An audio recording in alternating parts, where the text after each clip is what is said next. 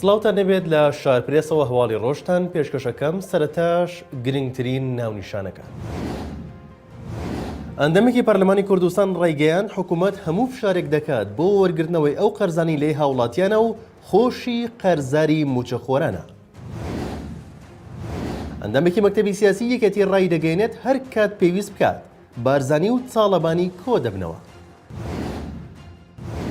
لە سلێمانی بە شێوازێکی نوێ نەشتەرگەری دڵی منداڵان ئەنجام دەدرێت.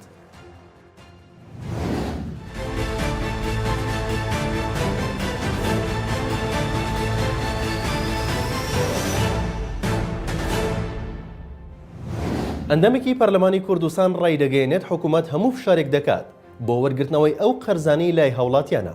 سەرەڕای ئەوەی حکوومەت 10 ملیار دۆلار قەرزاری موچەخۆرانە. کاروان گەزنەی ئەندامی پەرلەمانی کوردستان لە میانەی کۆبوونەوەی ئەمڕۆی پەرلەمان ئاماژەی بۆ ئەوە کرد فەرمانبەران مافی خۆیانە موچە پاشەکەوتکراوەکانیان بۆ بگەڕێتەوە لە کاتێکدا حکوومەتی هەرێم ئەو پەڕی فشار دەکات لە هاوڵاتیان بۆ وەرگرتنەوەی قەرزەکانی لە کاتێکدا خۆی 10 ملیار دۆلار قەرزاری موچەخۆرانە. باسی لەوەش کردووە لە 27 ئایاری ئەم ساڵ دوو پرۆژە یاسایان پێشکەش بە دەستەی سەرۆکایەتی پەرلەمان کردووە بۆ هەمواری پرۆژە یاسای قەرزی بچووک و پرۆژە یاسای پاشەکەوتی موچەی فەرمانبەران. داواشی کردووە بە زووترین کات خوێندنەوە بۆ ئەو پرۆژە یاسایانە بکرێت.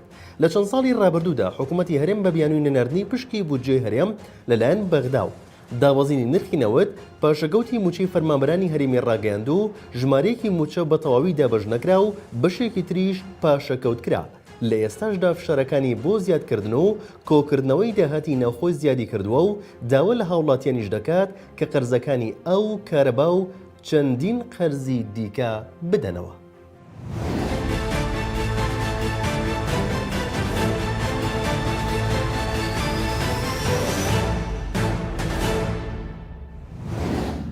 ئەندامێکی مەکتەبی سیاسی یەکێتی ڕای دەگەێنێت هەر کات پێویست بکات مەسعود بارزانی سەرۆکی پارتی دیموکراتی کوردستان و باوەڵ تاڵەبانی سەرۆکی یەکێتی نیشتیمانی کوردستان کۆ دەبنەوە.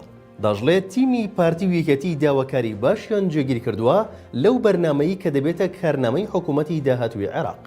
سعدی ئەحمەد پیرە ئەندامی مەکتەبی سیاسی یەکێتی نیشتیمانی کوردستان ڕایگەیاند پارتی و یەکێتی دوو هێزی سەرەکین لە کوردستان حکومڕانی کوردستانیش لە ئەستۆی ئەوەندایە لە پەرلەمان و حکوومەتی هەرێم و لە ئەنجومەنی نوێنەرانی عێراقیش پێکەوەن هەرچەندە جاروبار لێرە و لەوێ ناکۆکیان دەبێت و ڕکابەری یەکترن. دەژڵێت یەکێتی و پارتی لەسەر هەندێک بابەت ڕێک نەکەوتون بەڵام گفتوگۆ بەردەوامە و ڕێک بکەون یان ڕێک نەکەون هەردوو لە بەرپرسیارن لە نوێنەرایەتیکردنی خەڵکی کوردستان لە بەغدا و لە دەرەوەی عێراقیش. ڕوونیشی کردەوە لەبارەی پۆستی سەرۆک کۆمارەوە پارتی و یەکێتی نەگەشتونەتە ڕێکەوتن بەڵام گفتوگۆ بەردەوامە و هەر کاتێکیش پێویست بکات مەسعود بارزانی و باوەڵ تاڵەبانی کۆ دەبنەوە و هیچ ڕێگریەک لە بەردەم کۆبوونەوەکاندا نییە.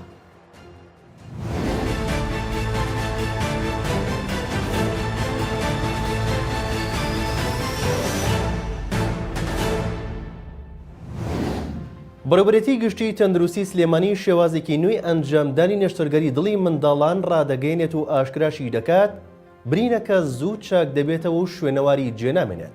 لە ڕاگەندراوێکدا ئاماژە بەوە کراوە بە هەوڵ و ماندووبوونی پزیشکانی نەخۆشخانەی پسپۆڕەکانی دڵ لە شاری سلێمانی ئێستا بە شێوازێکی نوێ نەشتەرگەری دڵی منداڵان ئەنجام دەدرێت کە لە ڕێگەی کوونێکی زۆر بچووکەوە نەشتەرگەریەکە ئەنجام دەدرێت و برینەکە بە ئاسانی چاک دەبێتەوە و شوێنەواری جێنامێنێت. ئەوەش هاتووە بە جۆری وتەی پزیشکانی پسپۆڕی نەشتەرگەری دڵ ئەو شێوازە تازەی نەشتەرگەری دڵی منداڵان سوودێکی زۆری هەیە کە هیچ دەرئەنجامێکی نییە لەسەر منداڵەکە و شێوازە کۆنەکەی نەشتەرگەری کە بەکاردەهێنرا شوێنی برینەکەی دەردەکەوت و نەخۆشەکە ماوەیەکی زیاتر لە نەخۆشخانە دەمایەوە.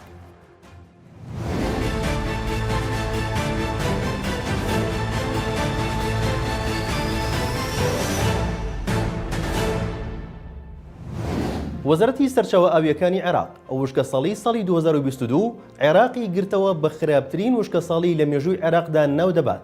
ئاشکراشی دەکات ڕەنگە لە ساڵی 2023دا وشکە ساڵیەکە بەردەوام بێت.